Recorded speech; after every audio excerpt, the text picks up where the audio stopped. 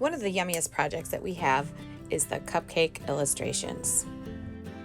Inspired by the artist Wayne Thiebaud, you have the opportunity to create some cupcakes.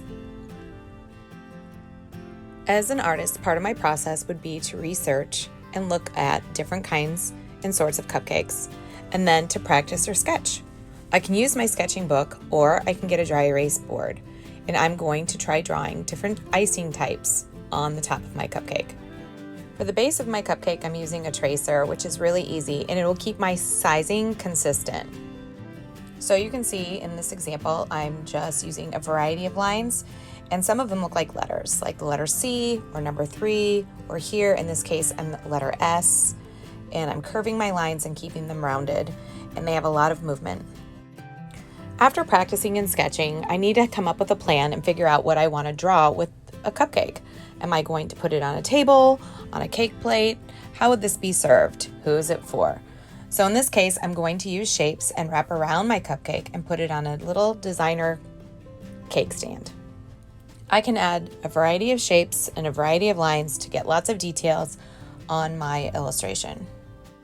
In this specific example, I was inspired by some foiled papers that we have in the studio, and I decided to use a collage crimper to crimp the paper to make it look like a cupcake liner.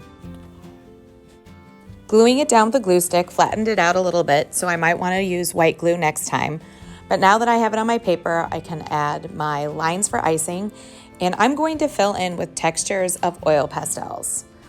In this example, I'm using the fluorescent oil pastels, and I'm not coloring and scratching my paper. I'm filling in with intentional lines that show movement. Overlapping the different colors of oil pastels will give me additional colors which add interest and value. Next, I'm going to add shapes and interest in the background so that the cupcake will still be the focus, but there's a variety of shapes and details in the background as well.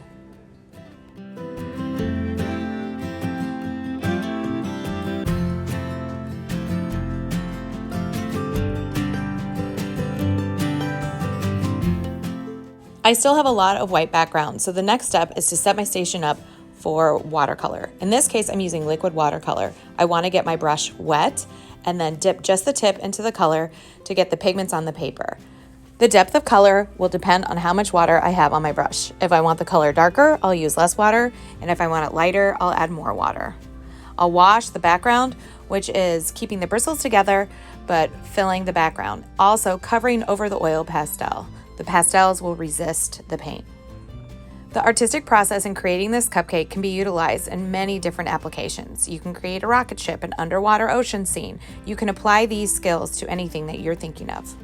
You can also play with the different mediums like Sharpie, watercolor, oil pastels, liquid watercolors to see which materials and mediums you enjoy working with the most. I can't wait to see what you create.